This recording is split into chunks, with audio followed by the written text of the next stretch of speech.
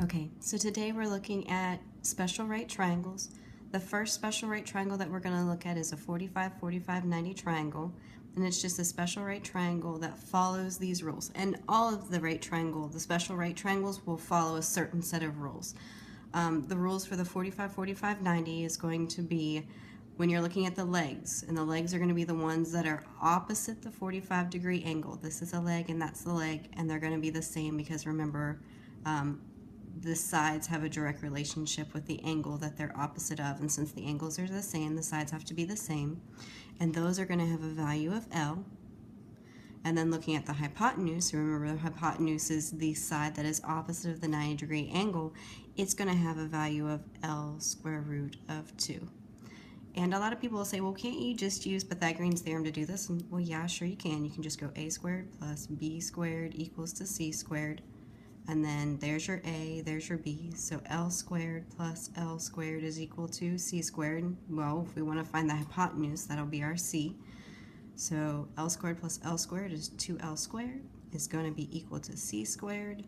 I want c by itself, so I'm going to take it square root both sides. So c is going to be equal to square root of 2. Not a nice number, so we'll leave it as square root of 2. Square root of L squared is going to be L. So there's your L squared of 2. So you could do Pythagorean theorem for these every time, but it's going to be a lot easier and quicker just to use the rule. So a couple examples that I have for you. Looking at this one, they want us to find the value of the given variable and then write your answer in simplest radical form, and that's where it's going to get us, and we're going to have to end up using the rule, because using the simplest radical rule form, using this rule will give you that form every single time. So whenever I do these, I always write the rule.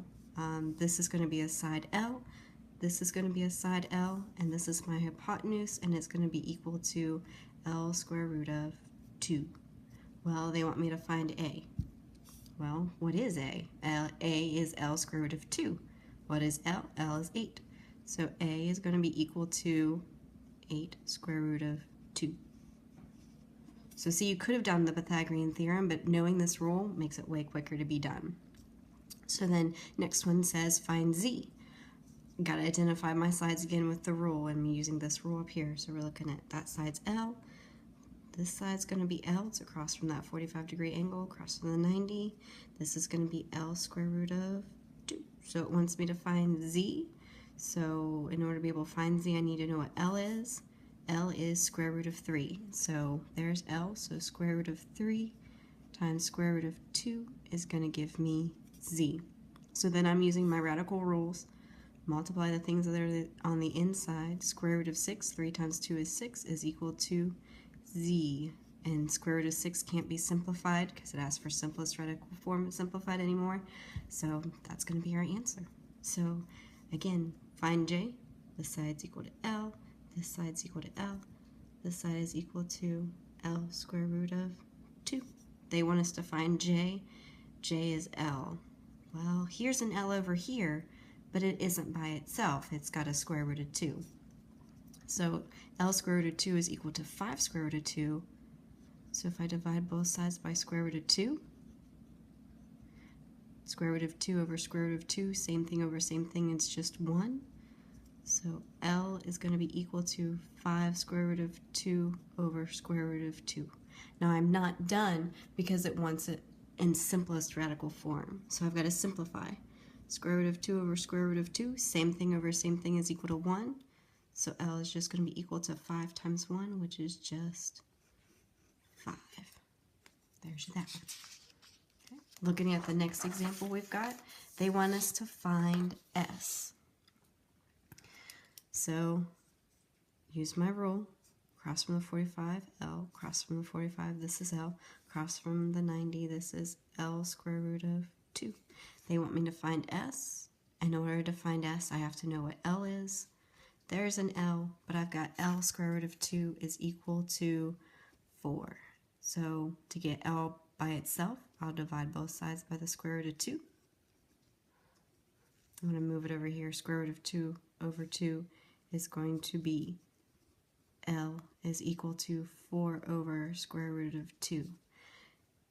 that is not in simplest form. You cannot have a radical in a denominator of a fraction and have it be in simplest form. The way you simplify it is you just multiply both the top of the fraction and the bottom of the fraction by whatever radical is in the denominator. In this case, it's square root of 2. So I'm going to multiply by square root of 2 over square root of 2. 4 times square root of 2 is 4 square root of 2 over 2 times 2 is 4, and it's inside. So they go together. This was outside and this was inside, so that's why they don't go together and be multiplied. This one stays outside, that one stays inside, but these are both inside, so they can be multiplied. And then 4 square root of 2 divided by square root of 4 is 2. So if I simplify, these are both outside, so they can be simplified. 4 divided by 2 is 2. So I've got 2 square root of 2 for the answer for that one. Okay. Looking at these, you will get ones where all they do is provide you a description, and using that description, you'll need to draw a picture and then figure out whatever it's asking for. So it tells me I have a 45, 45, 90 triangle. So that's what's going to give me the picture. So I'm just going to draw a right triangle, 45, 45, and then it says length of 2 square root of 6. What is the length of 2 square root of 6? It says the hypotenuse is 2 square root of 6. Remember, hypotenuse is the one that's opposite the 90-degree angle, so that guy's going to be 2 square root of 6. And it wants to know what is the length of the leg. And both of these are considered legs, so we just need to find one of them. So I'm going to set up my rule again. I'm going to do L, this one's L, and this one's going to be equal to L square root of 2. And I need to solve for L, so I've got to divide both sides by square root of 2. Okay.